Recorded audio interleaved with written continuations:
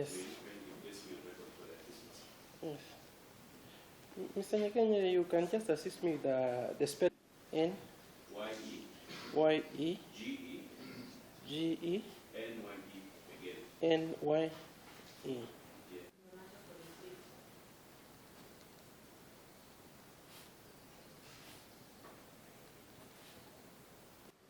Yes. Mr. Nyakenya, you can, is it okay? And Kiswahili, isn't it? Kiswahili, but we can proceed in contrary to provision of section 6.1 as read with section 118, 1 and 2 of the Bribery Act number 47 of 2016.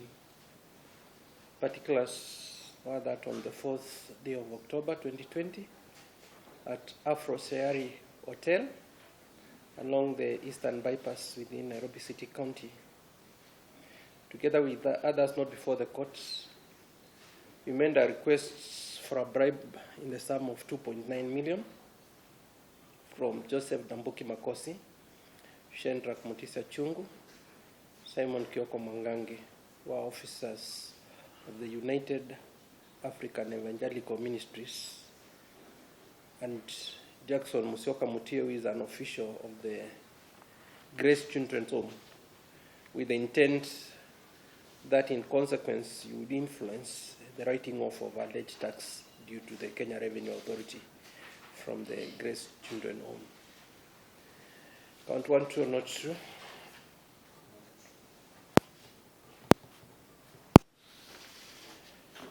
You are charged again with an offense of receiving a bribe.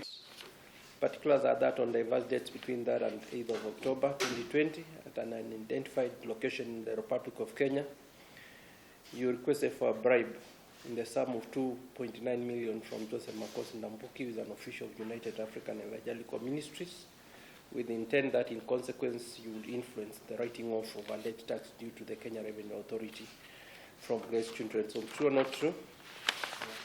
Last count 3, you are charged with obtaining money by false pretenses, contrary to provision of section 313 of the Penal Code, particularly being that on the 1st day of October 2020 at Busia, within Busia County in the Republic of Kenya, with intent to defraud, you unlawfully obtained money in the sum of 20,000 from Simon Kioko Mwangangi, an official of United African Evangelical Ministries, purporting to be traveling expense from Busia to Kenya Revenue Authority offices in Nairobi, for the purpose of holding a meeting with the Kenya Revenue Authority officials with a view of resolving a tax demand dispute between the said Kenya Revenue Authority and Grace Children's Home. True or not true?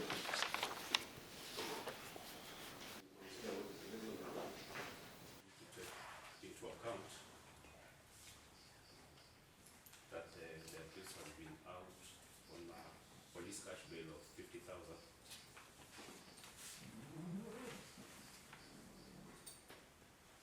And he has cooperated with the EACC.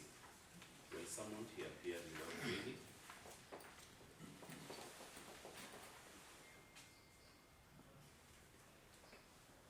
He further undertakes to appear and to attend court faithfully.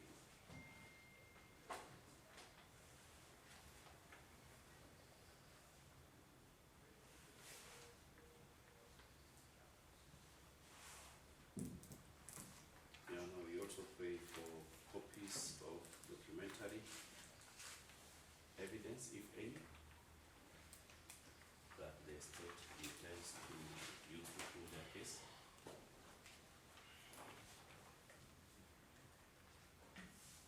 And the written statements.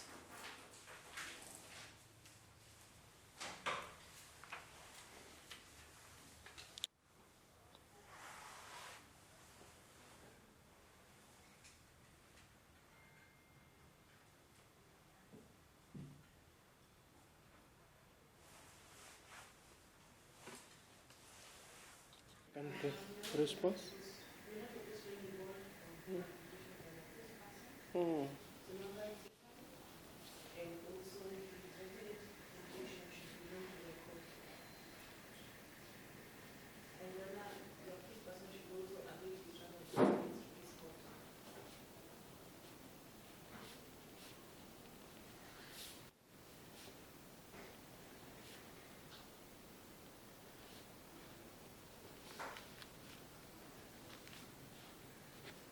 And so, Nyeganya, the issue of the... The accused has cooperated fully and he's never absconded with some of the cases. Hmm. He's not On that. There is no reason why he should avail the same. No, you tell us whether he has a passport. I'm not sure, Maybe you can confirm with him. And tell us.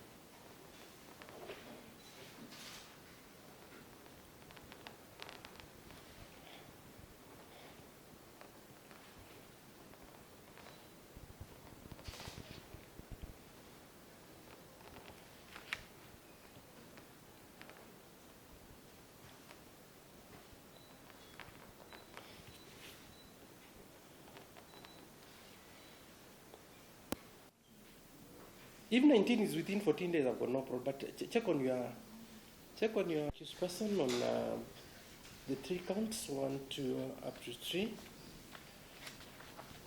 I've also considered the bond application, which is not opposed by the prosecution, but Mr. Nyeganya has requested that the court grant the accused person reasonable bond terms. I've taken into account the gravity of the charges the accused person facing, his previous contacts after arrests. You say that he has cooperated. Previous bond terms granted by the ACC investigators.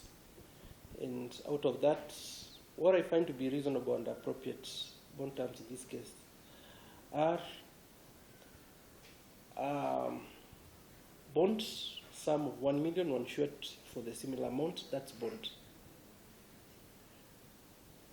Or in the alternative, cash bail of 700,000. 700,000, that's a cash bail, which I find to be appropriate. In addition, I made a note of that accused person. You shall, within the next 14 days, we have talked about it, from the date of this ruling, deposit in court your passport, and effective from today, you shall not be allowed to travel outside the jurisdiction of Kenya without the leave of the court. So please ensure that you are not traveling without the leave of the court. You go out, you find the order somewhere. So then I've also taken into account the request that Mr. Nyeganya you have made. You shall be supplied with copies of the charge sheets, witness statements, and copies of any documentary exhibit to be relied upon by the prosecution in this case. So this matter is now fixed for a pretrial conference on the 17th of April 2024. The conference and the subsequent trial shall be before Honorable Celeste Okore, a principal magistrate. Is there any clarification that you may need from my end? Nanjaya? Okay, Mr. Okore? That's Mr. Nyeganya? You say 7 days or 14 14 days? days. 14 days. 14 days for your, 14 days for the passport, eh? Yes. 14 days, correct?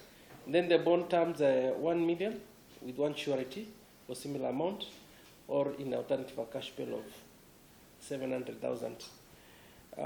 Then the rest of those things, there's something that I'll confirm that you have done.